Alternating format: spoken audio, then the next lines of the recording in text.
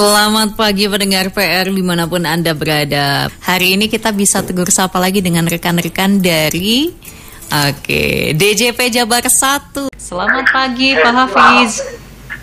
Halo, selamat pagi Teh Alexa. Pak Hafiz sehat Pak Hafiz? Ya, alhamdulillah Teh Alexa. Teh Alexa gimana kabarnya? Alhamdulillah sehat nih Pak. Ini sehat kantor ya, sekarang udah ada ini ya Pak ya. Sudah Uh-huh. ditutup dia. Jadi kantor depan udah ditutup masa Iya, new betul. normal ini. Jadi tetap bisa main ke kantor tapi ada pembatas antara kita ya. Jadi biasanya Betul. duduk di tempat tamu nih bisa tetap kelihatan tapi ada plastik Iya. yang bahas ke atas. Kita terbatas jarak ini ya, social distancing ya. Tapi Pak Jadi, Hafiz sendiri untuk teman-teman pajak masih WFH atau gimana sih Pak?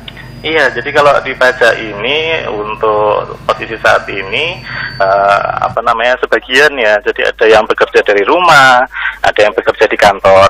Namun pelayanan tatap muka kepada wajib pajak masih belum kita buka Teh.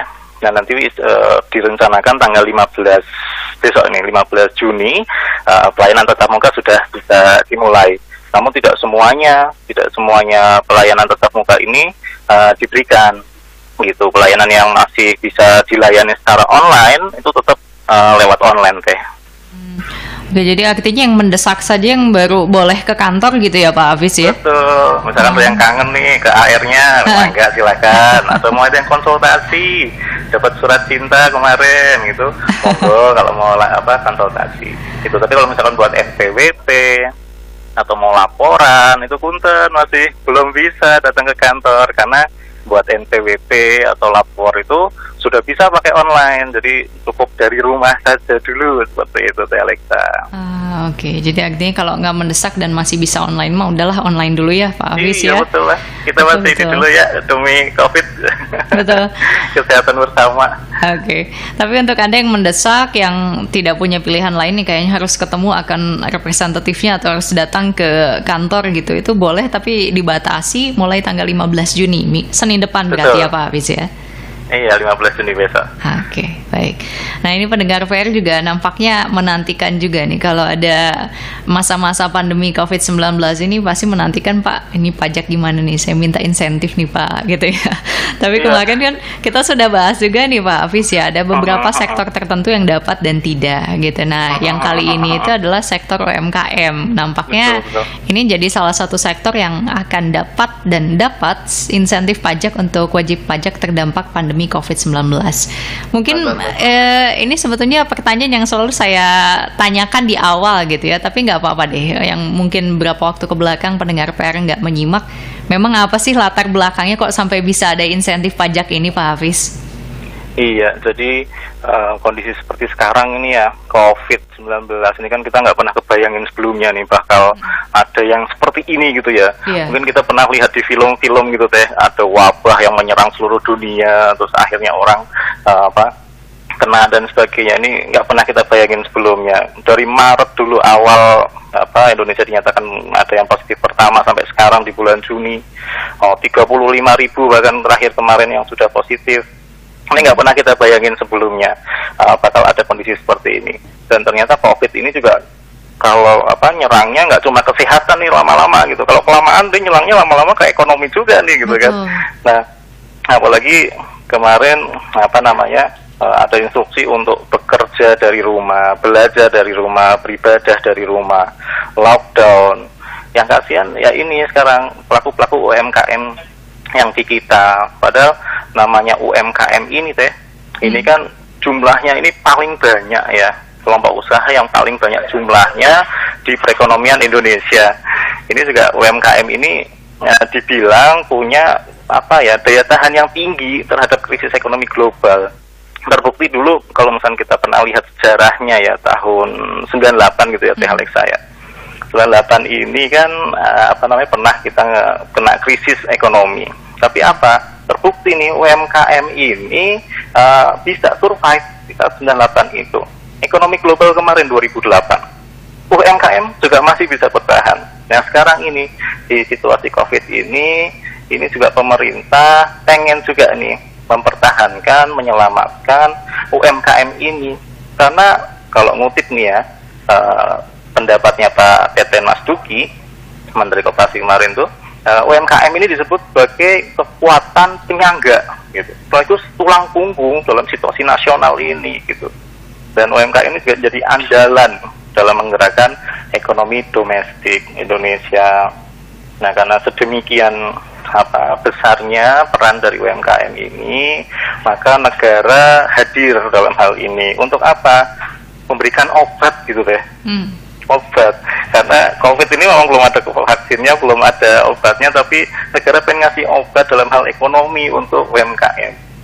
Dalam ini negara melalui Kementerian Keuangan mengeluarkan Peraturan Menteri Keuangan nomor 44 tahun 2010 pada tanggal 27 April kemarin, yang intinya memberi insentif.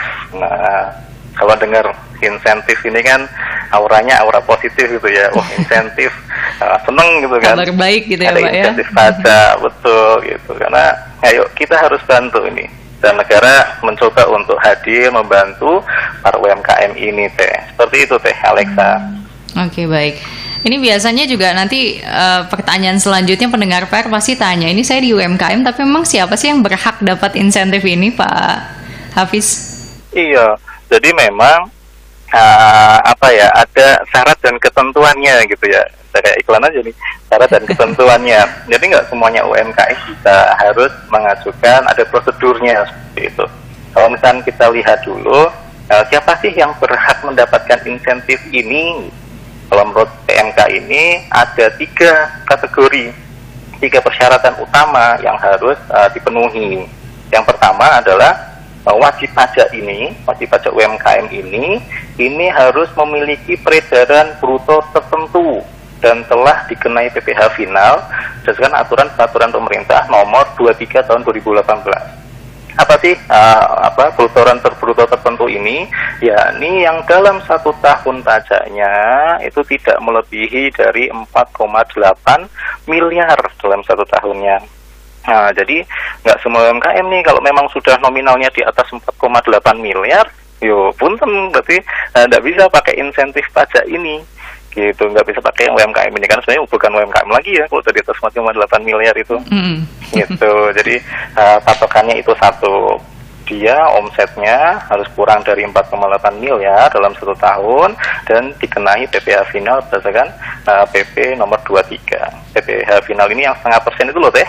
Iya. Yang 0,5% dari omset kotor setiap bulan. Itu yang pertama. Jadi omset kurang dari 4,8. Yang kedua, dia harus memiliki namanya surat keterangan. Nah, surat keterangan ini bagaimana caranya? Bagaimana cara ngajuinnya? Nanti saya ceritain biar pada penasaran ya. Nanti dulu. Jadi 2 ini harus punya namanya surat keterangan dulu nih.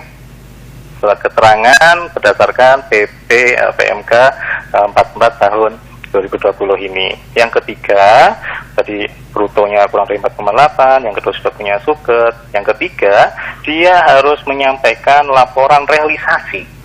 Nah, jadi laporan realisasi ini, dia dapatnya berapa sih di bulan kemarin yang dapat insentif? Gitu. Nah, ini harus di-report, harus dilaporkan ke Dirjen Pajak melalui saluran tertentu yang nanti juga akan saya sampaikan setelah sesi ini. Gitu deh. Jadi artinya Anda yang sudah dapat juga itu wajib lapor ya, jadi jangan dibiarkan lama nggak lapor-lapor gitu. Itu gimana ceritanya ya? Betul. Dan sampai lupa, soalnya kalau dia nggak laporan realisasi ini, dianggap nggak dapat, nanti nggak jadi dapat insentif deh. Batal itu. Iya. Meskipun sudah di ACC gitu ya Pak ya, sudah oke, tapi ternyata nggak lapor-lapor realisasi PPh finalnya, ya berarti nggak bisa dapat nih. Oke. Betul seperti itu. Tadi ada yang menarik, Pak Hafiz juga bilang nanti dulu deh ada surat keterangan nih. Nggak apa-apa deh Pak, kita buka-bukaan sekarang ya. Sebelum kita jeda nih Pak. Memang gimana sih cara dapat surat keterangan itu Pak? Ada syarat dan ketentuannya juga nggak? Ya, baik. Nih saya Alexa langsung penasaran ya. Oke, saya rasa pendengar TRFM juga penasaran juga. Bagaimana sih cara dapat surat keterangan ini gitu? Oke, sekarang kan kantor pajak masih tutup nih. Situasi juga masih PSBB, masih lockdown dan sebagainya. Bagaimana caranya? Kalau Dirjen Pajak saat ini itu sudah menyediakan layanan secara online teh. Jadi cukup mengajukan secara online melalui situsnya pajak di www.pajak.go.id itu. Langsung nanti klik login. Itu nanti akan masuk ke halamannya, namanya adalah DJP online. Ini halaman ini sama seperti yang digunakan pada saat laporan SPT tahunan. Nah, jadi para wajib pajak yang kemarin sudah laporan SPT tahunan pasti sudah terbiasa nih menggunakan layanan namanya DJP online. Jadi setelah login di situs pajak.go.id, nanti tinggal masukkan NPWP, masukin passwordnya, setelah itu masukin captcha, klik login. Nanti ada beberapa pilihan di bagian atasnya itu. Kalau boleh saya gambarkan, nanti ada berderet menu di bagian atas, dan jangan lupa yang dipilih adalah pilih menu layanan untuk membuat surat keterangan tadi. Ketika diklik menu layanan, maka yang akan muncul nanti akan ada banyak layanan yang bisa diakses oleh wajib pajak secara langsung melalui layar laptopnya maupun layar komputernya. Dan untuk membuat surat keterangan yang dipilih adalah nanti di bagian KSWP. Saya ulangi ya, jadi dipilihnya menu layanan, nanti diklik yang bagian KSWP, konfirmasi status wajib pajak. Gitu. Nanti setelah KSWP diklik, nanti akan muncul tuh profil pemenuhan kewajiban. Nah, nanti tinggal dipilih yang surat keterangan berdasarkan PP23. Seperti itu teh. Nanti secara sistem akan otomatis mendeteksi apakah wajib pajak ini memenuhi persyaratan untuk diterbitkan surat keterangan PP23. Misalkan apa sih syaratnya? Yang pertama itu apakah masuk dalam skema PP23 atau enggak? Skema 23 itu misalkan omsetnya tadi, gitu. Terus KL jenis usahanya dan sebagainya. Yang kedua, apakah dia udah laporan SPT belum? Nah, ini nih SPT tahunan yang kemarin belum pernah laporan, yang belum laporan, ayo kalau pengen dapat insentif, iya laporan dulu, gitu teh. Itu, jadi langkah-langkahnya cukup online, cukup dari rumah saja. Nanti kalau sudah terpenuhi semua, secara sistem langsung terunduh hasilnya. Oke, jadi artinya kalau misalnya kita nggak memenuhi sih otomatis nggak akan muncul ya Pak ya. Jadi kita yang penasaran kemarin mungkin, aduh saya masuk skema nggak ya? Padahal saya udah laporan nih SPT tahunan, tapi nampaknya nih nggak masuk skema gitu. Atau mungkin sektornya ini tidak memenuhi, nggak termasuk yang dapat insentif. Itu sebetulnya bisa terlihat juga ya Pak ya, di apakah surat keterangannya itu terunduh atau tidak. Kalau misalnya tidak, artinya dia tidak memenuhi syarat tersebut ya. Betul. Jadi sebelum surat ini muncul itu nanti akan teridentifikasi dulu by sistem. Jadi ada dua variabel di situ ya. Jadi kategori WP ini masuk skema PP23 enggak gitu. Nanti kata-katanya terpenuhi atau tidak terpenuhi. Terus SPT tahunan udah lapor atau belum? Terpenuhi, tidak terpenuhi. Kalau dua-duanya terpenuhi, otomatis nanti bisa terunduh ya, otomatis gitu. Tapi kalau yang belum terpenuhi, nah ini jadi bisa jadi nanti misalkan dia tidak masuk skema, mungkin dia omsetnya atau mungkin kategori lapangan usaha yang bersangkutan bukan termasuk di kategori UMKM. Itu nanti bisa dicek ke account representatif masing-masing wajib pajak. Gitu teh. Iya, jadi Anda jangan tiba-tiba sedih dulu ya, atau nanti lapor dulu ke PRFM, kok saya bisa sih nggak dapet nih di insentif pajak, padahal itu aja belum memenuhi gitu ya Pak Hafiz ya. Itu dia, betul. Oke, ini pendengar PR, artinya ini bukan salah satu yang harus dipenuhi, tapi semua ya Pak Hafiz ya? Betul, kumulatif teh, jadi dua-duanya harus masuk. Oke, dan mungkin perlu saya sampaikan juga, ada kalanya ini kemarin juga banyak wajib pajak yang menu layanan KSWP-nya ini nggak muncul di websitenya pajak gitu. Jadi ada kejadian seperti itu. Itu gimana solusinya? Silakan nanti di bagian profil diaktifkan dulu layanannya. Jadi ada beberapa yang memang masih belum diaktifkan layanannya. Silakan diaktifkan di bagian profil, aktifasi fitur layanan, lalu di checklist yang judulnya KSWP. Seperti itu saya. Oke, jadi ini nggak otomatis ya Pak Hafiz ya? Jadi harus kita checklist sendiri. Betul, ada beberapa yang sudah muncul, ada beberapa yang belum. Nah, mengantisipasi yang belum ini bukan karena layar komputer Anda yang rusak atau gangguan, atau mungkin Anda kalah ganteng dengan saya, enggak. Tapi karena itu memang harus diaktifkan dulu sih. Jadi menunya tadi di menu profil, aktivasi fitur layanan, klik di info KSWP. Untuk Anda yang kemarin mengeluhkan ya, aduh ini kayaknya website pajaknya deh yang banyak yang akses, jadi nggak keluar KSWP-nya, padahal itu secara mandiri Anda coba ke profil, diaktifasi profil atau fitur layanan, nanti dicentang yang KSWP-nya ya Pak ya, nanti langsung muncul KSWP-nya. Iya. Jika memang masih itu sudah dicentang dan masih ada trouble, mangga silahkan kontak AR yang bersangkutan, nanti biar dicari solusinya seperti apa. Oke, baik. Oke, Pak Hafiz, ini kita masih banyak pertanyaan ya untuk Pak Hafiz, dan ini juga mungkin mewakili pendengar PR lainnya, tapi saya yakin pendengar PR ingin yang lebih detail, nanti kita buka juga sesi tanya jawab, tapi kita jeda dulu sejenak ya Pak Hafiz ya. Mangga, siap.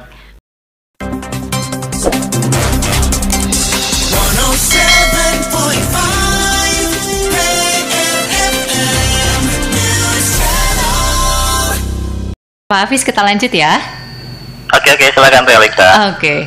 Ini tadi kita sudah bahas terkait dengan latar belakang kenapa kok baik banget ya pajak kok diberikan insentif, itu sudah dijelaskan oleh Pak Hafiz. Kemudian juga siapa saja sih yang berhak dapat insentif ini, kemudian juga caranya gimana, untuk salah satunya adalah kalau yang berhak itu harus punya surat keterangan, itu juga sudah disampaikan oleh Pak Hafiz. Yang baru gabung boleh ikut aja ya, nanti kalau mau tanya boleh kita buka sesi pertanyaan dan diskusi. Nah ini juga banyak yang tanya juga nih, saya yakin Pak Hafiz, terkait dengan kalau misalnya pelaku usaha UMKM ini transaksi dengan pemotong atau pemungut pajak itu gimana ya Pak Hafiz ya nanti? Iya Teh, jadi ada kalanya UMKM ini kan tidak selamanya mereka bertransaksi langsung ini ya, misalnya langsung sama pembeli akhir, misalnya dia jualan langsung sama konsumen, jualan di toko langsung sama pembeli akhir dan sebagainya. Kadangkala ada pelaku UMKM ini yang jualannya ke para pemotong atau pemungut pajak. Siapa sih pemotong-pemungut pajak ini? Mereka contohnya itu misalkan seperti dinas Teh, bendahara, seperti itu.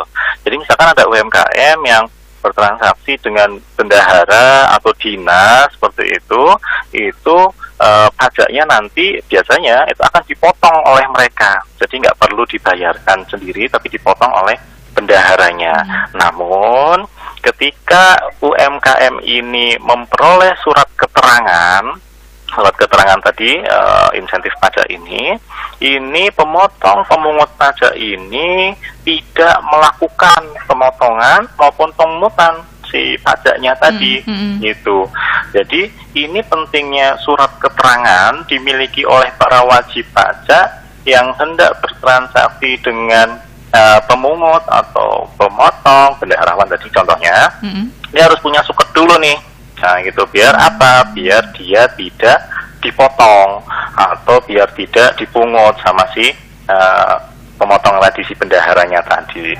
Nah ya, setelah itu si bendaharanya ini dia juga harus buat nih, jangan lupa buat namanya kita sebut di surat setoran pajak atau kode billing ini, dan jangan lupa untuk dikasih cap atau kasih tulisan deh di bagian ID billingnya itu PPh final ditanggung pemerintah dengan PMK nomor 44 PMK 03 2020 itu. Jadi selain tadi nggak dipotong, bendahara ini jangan lupa nanti dimintakan bendaharanya untuk buat ID billing, kode billing yang dikasih cap atau kasih tulisan juga tidak apa-apa. PPh final ditanggung pemerintah PMK nomor 44 tahun 2020 itu, dan masanya ini berlangsung dari April sampai September 2020 gitu Teh. Jadi jangan lupa nih buat para pendengar PRFM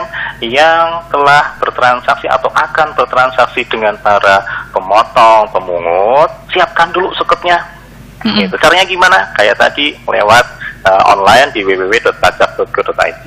Setelah dapat suketnya, nanti diajukan ke bendahara, biar nanti bendahara membuat kode billing yang ditulis dikasih cap maupun tulisan tadi. PPh final ditanggung pemerintah dengan PMK nomor 44 tahun 2020 biar tidak dipotong PPh maupun dipotong pajaknya. Seperti itu Teh Alexa. Iya. Baik, jadi Anda harus tetap kunjungi dulu ya www.pajak.go.id untuk surat keterangan telah terkonfirmasi ini. Baru nanti setelah itu harus ada capnya juga, PPh final ditanggung pemerintah ex PMK nomor 44 garis miring PMK 03 garis miring 2020. Okay. Betul. Dan juga mungkin perlu saya sampaikan juga, tambahin juga, kalau yang sebelumnya udah pernah punya suket gimana Pak? Jadi sebelum masa pandemi ini, mungkin Januari atau Februari, ada wajib pajak yang sudah pernah mengajukan surat keterangan ini ke kantor pajak. Apakah itu bisa dipakai Pak?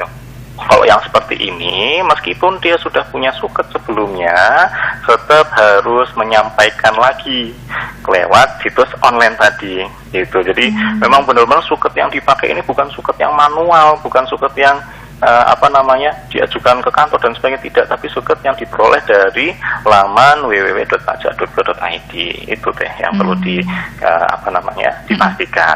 Dan juga catatan penting buat para bendaharawan, buat para pemotong pemungut, jangan lupa nih, kalau nanti dapat surat keterangan dari para wajib pajak, mohon untuk dikonfirmasi dulu ke validasi di kesesuaian kebenaran dari suket itu.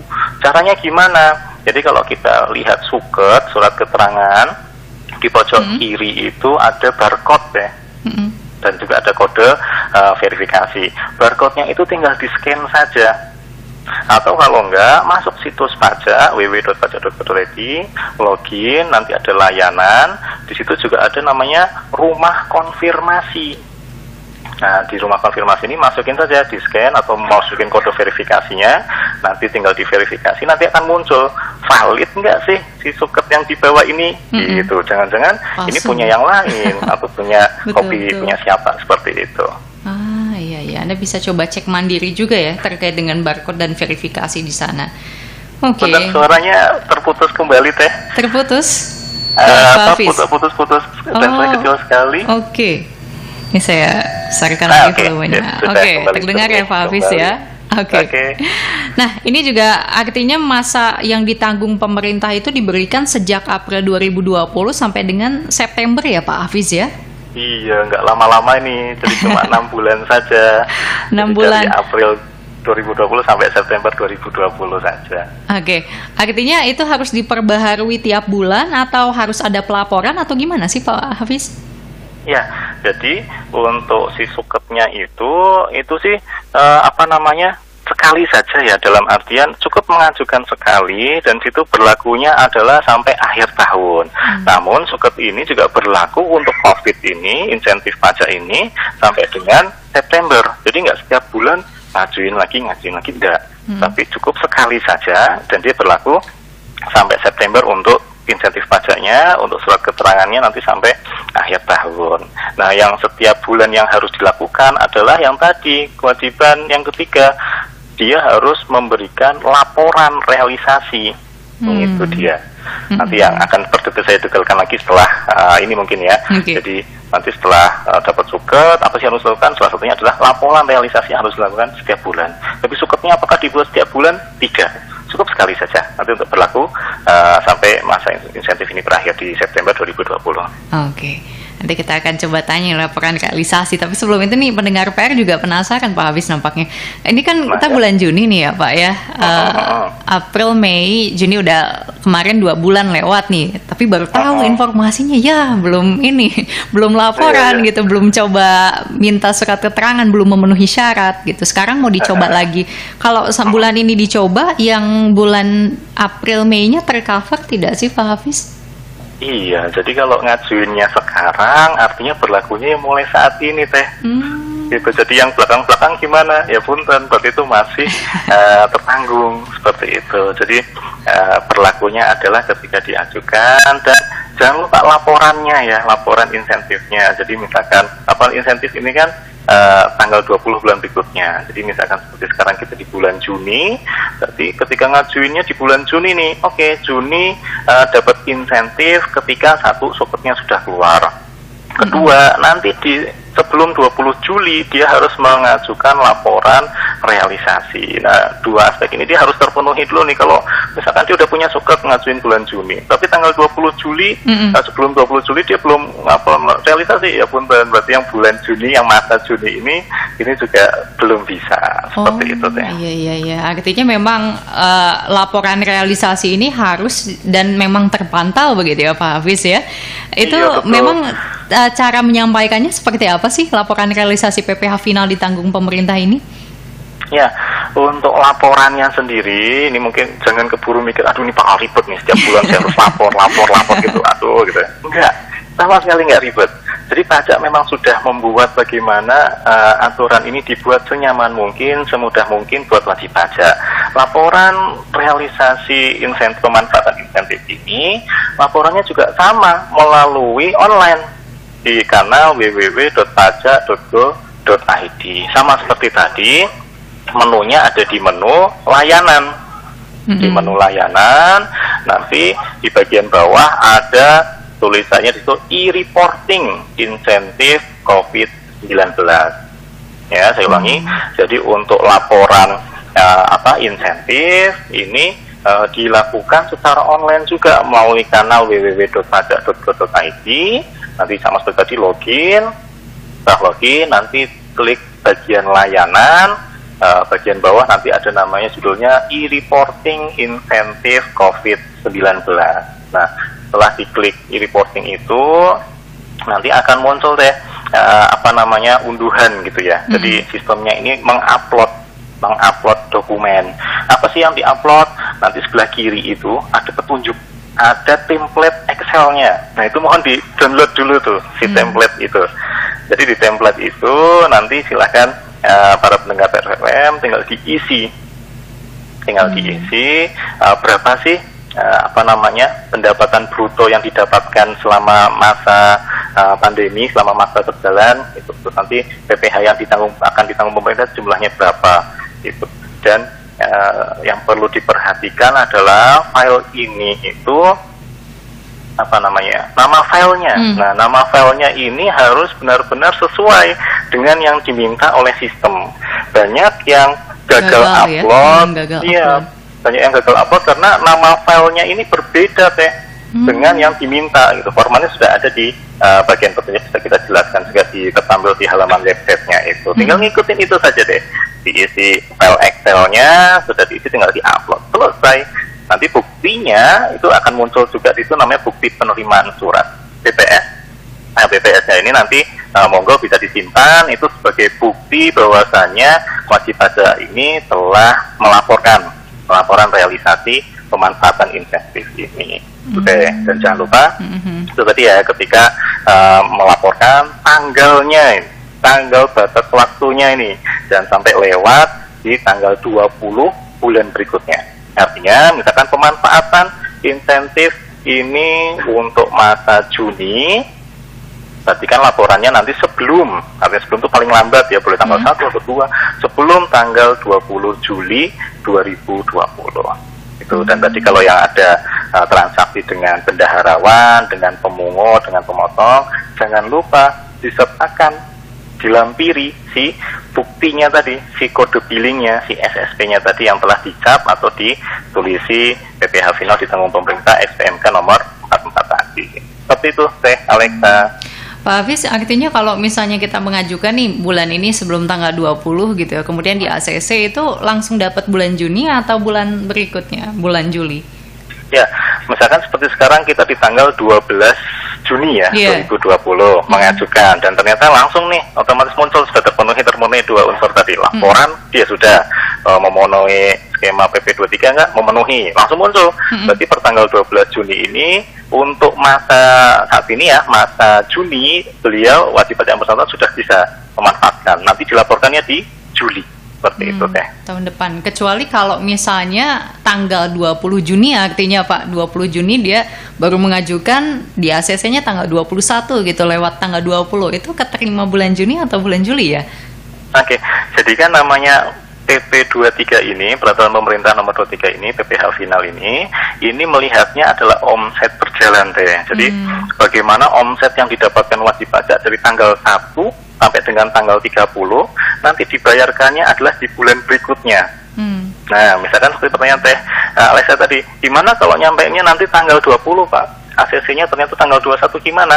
Nggak apa-apa, artinya nanti wajib pajak ini akan menghitung nih berapa omset yang bersangkutan terima dari tanggal 1 Juni sampai tanggal 31 atau 30 nih Juni, 30 Juni itu nanti akan bisa dapat insentif ini dan dilaporkan di Julinya nanti sebelum tanggal 20. Jadi tidak masalah tuh Teh, tetap yang bulan Juni tetap bisa dapat gitu. Kalau misalkan nanti ngajuinnya tanggal 30 Juni gimana Pak? Apakah nanti yang Juni dapat apa enggak? Ya dapat tetap. Oh, tetap dapat gitu. Ya, Pak. Karena masuk bulan Juni ya. Gimana Teh? Karena masih masuk bulan Juni ya. Ya masih masuk bulan Juni, jadi omset yang masih terkumpul di 1 sampai 30 masih bisa dilaporkannya nanti bulan berikutnya. Tapi kalau nanti dapatnya di bulan Juli, ya berarti nanti untuk masa yang Juli saja. Oke, baik. Pak Hafiz, nanti kita akan coba bahas lagi, tapi kita jeda dulu deh ya, sejenak.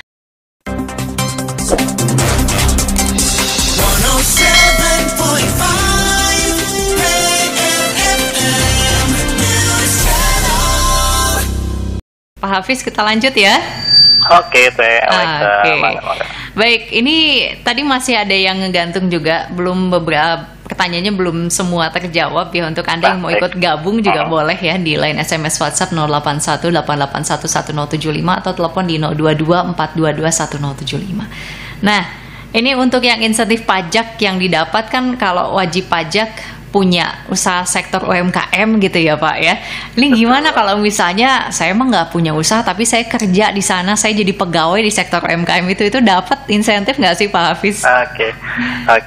Jadi kalau tadi yang kita bahas di awal ini insentifnya ini kan untuk UMKM ya Teh ya. Jadi yang mengenai sektor UMKM berdasarkan PMK 44.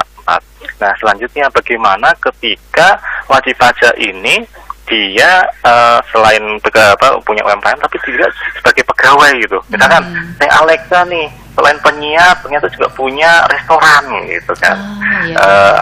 Gimana nih? Apakah sudah dapat insentif seperti ini nggak yang pegawainya?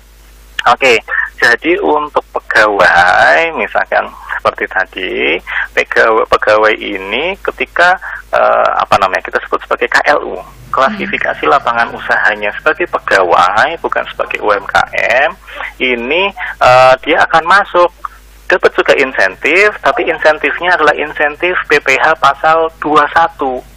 Jadi berbeda pasal. Kalau tadi pasalnya adalah 4 ayat 2 PPh final, kalau yang pegawai itu bisa dapat juga insentif. Jadi namanya insentif PPh pasal 21 juga sama ditanggung oleh pemerintah.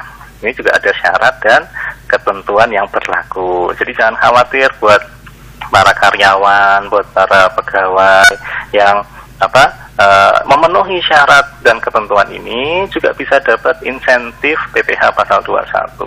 Jadi rupanya pemerintah ini benar-benar care sebenarnya sama kita nih. Dengan PMK 44 ini banyak sektor yang diperhatikan.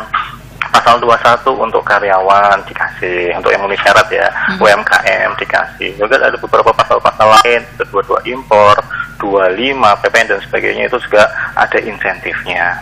Jadi memang alhamdulillah gitu ya, negara hadir dalam hal ini bersama-sama untuk yuk kita sama-sama melawan COVID ya, semuanya semua survive.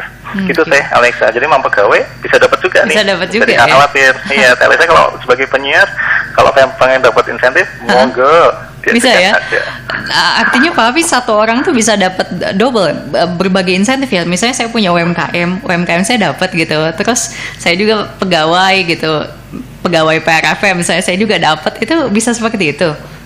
Iya, kalau dibilang double sih enggak ya Teh ya. Jadi sistem, karena ini memang sistem melihatnya dia bagaimana KLU, melihatnya KLU klasifikasi lapangan usaha. Apa ini ketika kan wajib pajak itu punya record ya di sistem pajak. Gimana sih kegiatan usahanya, mana yang lebih dominan seperti itu. Ketika ingat nggak dulu Teh Alexa pada saat daftar NPWP kan mengisi formulir atau mungkin ditanya sama petugas, Teh Alexa pekerjaannya apa? Atau punya usaha apa, mungkin seperti itu ya.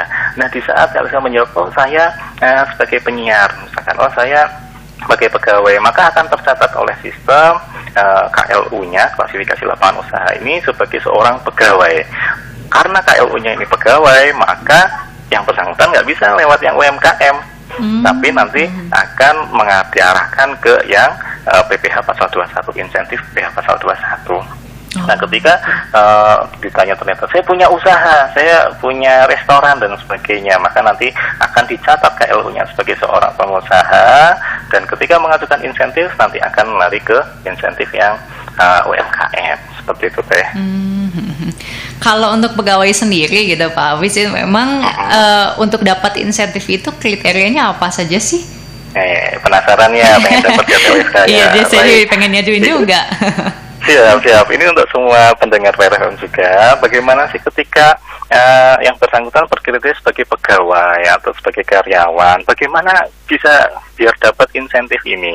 Jadi yang mengurusi ini bukan pribadi masing-masing pegawai, enggak. Jadi yang ngurusin ini kantor. Nah ini asiknya jadi pegawai, jadi karyawan ini semua yang ngurusin kantor. Nanti kantor yang akan mengajukan lewat apa, tapi syarat-syaratnya harus dilihat dulu bahwa yang pertama pegawai ini dia harus punya NPWP dulu nih. Gitu. Kalau belum punya NPWP gimana yo? Punten tidak bisa. Karena ya sebenarnya sudah wajib ya, karena yang bersangkutan sudah punya penghasilan, sudah bekerja seperti itu ya harus buat NPWP. Nah, jadi satu harus punya NPWP dulu. Yang kedua, dilihat nih kantornya ini, tempat bekerjanya ini, apakah kategori usahanya, tempat bekerja tadi ya, apakah kategori usahanya ini masuk ke klasifikasi lapangan usaha tertentu yang disyaratkan di PMK tadi. Jadi kalau di PMK 44 ini jumlahnya banyak sekali Teh, ada 1062 KLU yang diperbolehkan, artinya kantor-kantor atau mungkin tempat kerja yang KLU atau kategori usahanya itu masuk di 162 ini boleh mengajukan. Seperti itu. Jadi dilihat dulu nih usahanya apa gitu ya, masuk nggak ke 1062 tadi, seperti itu. Kalau yang lain misalkan seperti apakah perusahaannya itu termasuk yang ditetapkan sebagai perusahaan KIT, KIT, kemudahan impor, tujuan ekspor. Jadi beberapa perusahaan memang sudah mendidikkan dirinya untuk tujuannya itu memang dia ngimpor, tapi untuk dijualnya untuk ekspor, seperti itu. Kalau memang sudah ditetapkan sebagai perusahaan yang KIT, monggo bisa mengajukan. Yang ketiga, perusahaannya ini dilihat apakah dia masuk kategori yang memperoleh izin terkait kawasan berikat, baik itu penyelenggaranya, pengusahanya, atau pengusaha di kawasan berikat yang merangkap penyelenggara di kawasan berikat. Jadi kalau memang tempat kerjanya itu, ini tadi salah satu ya, apakah masuk kategori usahanya di yang lampiran tadi, di antara 1062 tadi, masuk atau tidak. Oh itu masuk, oke, aman, salah satu masuk. Ataukah dia termasuk yang ditetapkan sebagai perusahaan KIT, masuk, monggo bisa dapat. Atau yang ketiga, dia mendapat izin terkait kawasan berikat, monggo silakan masuk. Itu syarat yang kedua. Jadi lihat tempat kerjanya apakah memenuhi seperti tadi atau tidak. Dan yang ketiga, ini juga harus dilihat apakah penghasilan yang diterima ini selama di bulan itu ya, ketika disetahunkan nggak boleh lebih dari 200 juta. Nah ini kalau yang udah gede-gede, udah penghasilannya besar, ya mohon maaf, berarti memang tidak bisa dapat insentif ini. Karena setahunnya ini kalau disetahunkan ya nggak boleh lebih dari 200 juta. Atau kalau misalnya kita bagi 200 bagi 12 ya berarti kisaran berapa, 8 jutaan mungkin ya Teh ya. 8 juta sebulan tuh kalau udah lebih dari itu ya punten, berarti yang bersangkutan nggak bisa. Karena yang bisa dapat insentif adalah yang tidak lebih dari 200 juta rupiah. Nah ini pengennya dapat insentif atau enggak nih Teh? Pengen sebetulnya ya. Nah, itu tapi saya ngitung dulu deh, 200 juta nggak ya sebulan ya? Nah itu dia, kalau pengen dapat ya berarti gajinya ya punten, berarti masih di bawah seperti itu. Tapi kalau nggak pengen dapat ya kita doakan ya biar gajinya meningkat yang gitu di atas 200 juta, tapi nggak dapat insentif ya Teh. Iya, mungkin sebulan 12 jutaan ke atas, 15 jutaan ke atas itu udah lewat ya kayaknya. Nah, iya betul. 12 bulan 200 juta rupiah, nggak boleh nih pendengar ya. Oke, ada juga nih kalau misalnya ketentuan pemberian insentif PPh pasal 21 ditanggung pemerintah itu memang gimana sih sebetulnya Pak Hafiz? Baik, kalau ketentuannya memang ini persis sama ya, persis sama seperti yang tadi UMKM. Jadi memang wajib pajak ini tapi kantornya ya, bukan yang bersangkutan. Kantornya ini harus ngurus dulu seperti tadi. Dia harus menyampaikan namanya pemberitahuan ke kepala kantor melalui situs tadi www.pajak.go.id. Nanti setelah itu persis tadi insentif ya, KSWB dan sebagainya.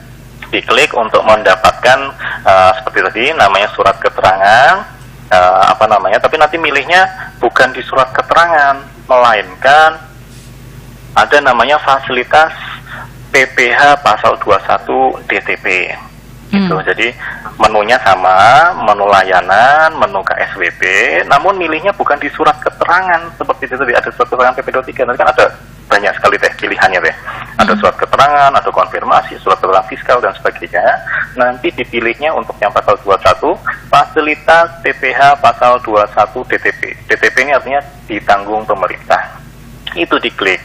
Nanti seperti tadi, secara sistem akan terverifikasi apakah perusahaan ini termasuk syarat-syarat yang tadi.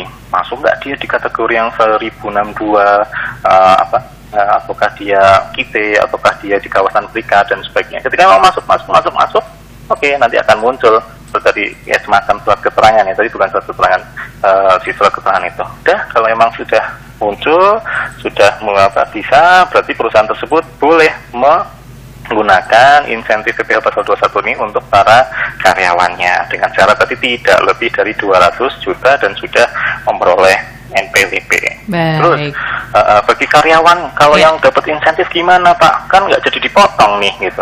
Iya, nanti pajak yang biasanya dipotong karena dapat insentif ini jadi nggak dipotong, nanti uangnya ini akan dikasihkan oleh perusahaan. Nah ini diperhatikan juga nih, lihat-lihat ya. Jadi nanti mohon diperhatikan ketika perusahaannya ternyata ngajuin, nah ini karyawannya mau nanti pada ngecek ya, dimintakan pajak yang itu untuk bisa diberikan. Oke, baik. Itu. Pak Hafiz, ini sebetulnya ada pertanyaan, tapi nampaknya kita harus jeda dulu sejenak ya. Ini saya bacakan dulu aja deh, biar Pak Hafiz bisa siap-siap. Ini ada pertanyaan yang masuk di live Instagramnya KPP nih Pak, dari @deviuliana12. Pak, kalau misalkan saya buat pembetulan, kalau sesuai dengan bidang usaha, dan usaha saya ini masih di bawah UMKM, tapi setelah pembetulan dan pengajuan insentif tidak terpenuhi, ini harus gimana ya Pak ya? Baik. Nanti usai jeda kita jawab ya Pak ya. Baik, silakan. Baik.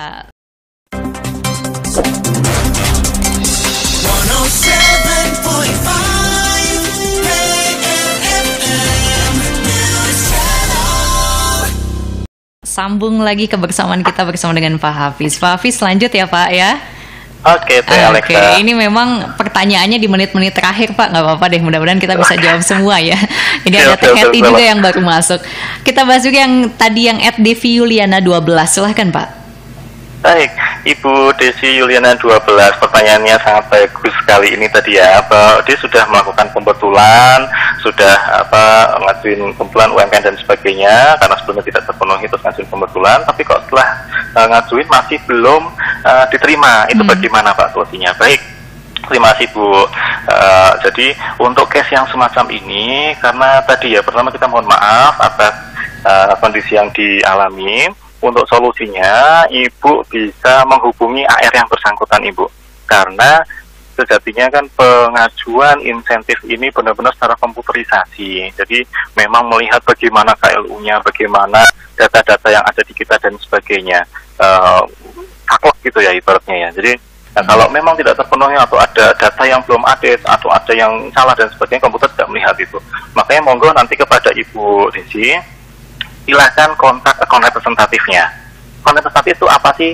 Mereka adalah petugas pajak yang menjadi pembimbing, sebagai pemandu, sebagai pengawas juga dari wajib pajak. Seperti Ibu bisa tahu Bu Desi tadi, tahu AR-nya siapa, cek aja tadi di JP online, di bagian profil, nanti akan muncul siapa sih AR-nya gitu. Di kantor pajak mana, nomor teleponnya berapa, itu muncul di profilnya. Monggo kontak AR yang bersangkutan, biar apa? AR-nya ini nanti akan membuat seperti uraian penelitian seperti itu yang nantinya akan langsung disampaikan ke kantor pusat. Direktorat Jenderal Pajak untuk membetulkan kondisi yang sebenarnya terjadi seperti itu. Jadi karena memang komputerisasi tidak karena mutlak banget gitu ya, saklek banget, makanya tetap ada solusi untuk pertanyaan Ibu Desi tadi. Yang demikian itu silakan kontak AR-nya. Caranya gimana biar tahu AR-nya? Masuk menu profil, nanti cek itu namanya siapa, kantornya mana, nomor teleponnya berapa. Kalau yang muncul ternyata Hafid Mufti, oh itu saya, monggo kontak saya di KPP Pertama Bandung Bojonegara. Nomor teleponnya bisa di 2006520, atau kalau mau lewat IG kantor juga monggo, nanti secara admin akan menghubungi AR yang bersangkutan. Begitu Teh Alexa. Oke, baik itu ya Teh Devi Yuliana 12. Ada juga Teh Heti, mungkin ini sekaligus penutup ya Pak Hafiz ya.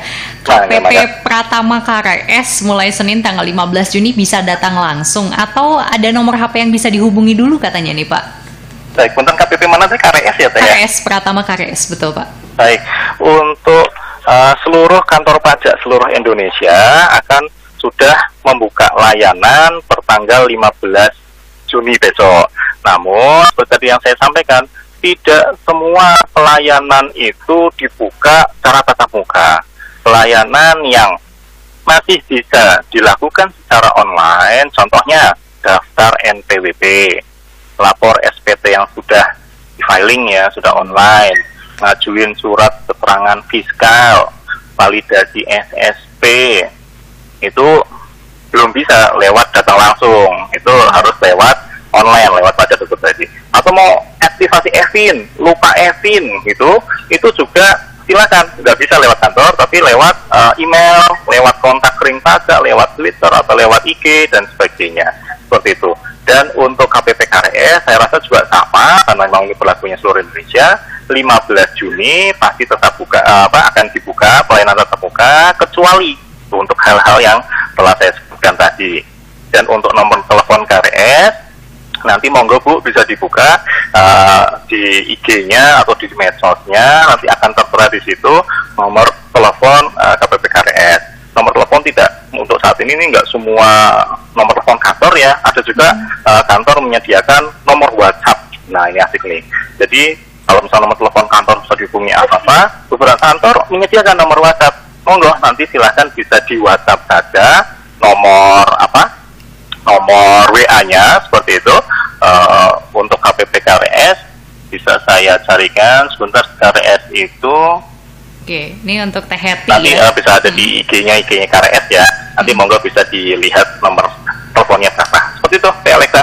Ini ada dapat info langsung nih, KRS itu di 022 7 333 180 ya, atau juga bisa di 7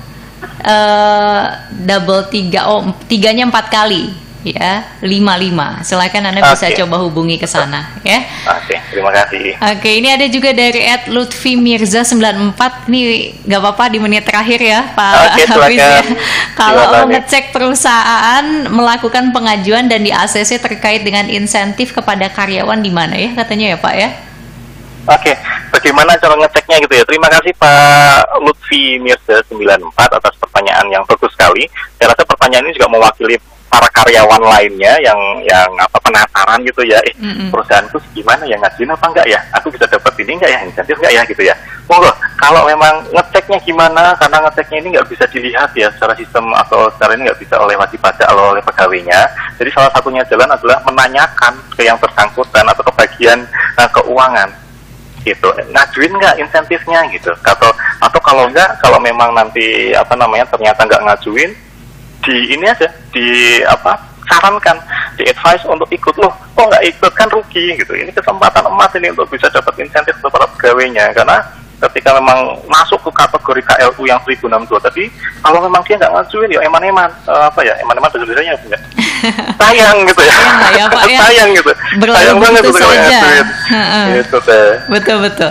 Pak Hafiz, terima kasih banyak sudah bergabung di PRFM ya Pak ya. Kita sudah ngobrol-ngobrol nih 1 jam ya, dan tidak terasa kita sudah di penghujung acara nih Pak. Mungkin ada pesan singkat saja Pak untuk pendengar PR. Baik. Terima kasih pada seluruh wajib pajak dimanapun Anda berada.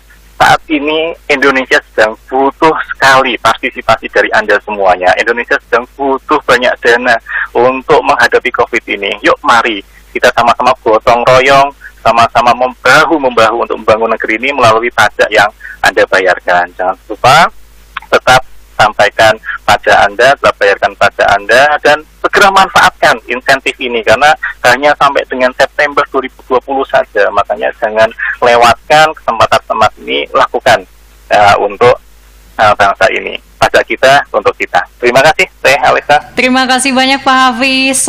Selamat kembali bertugas. Selamat pagi Pak. Selamat pagi, Teh Alisa. Iya.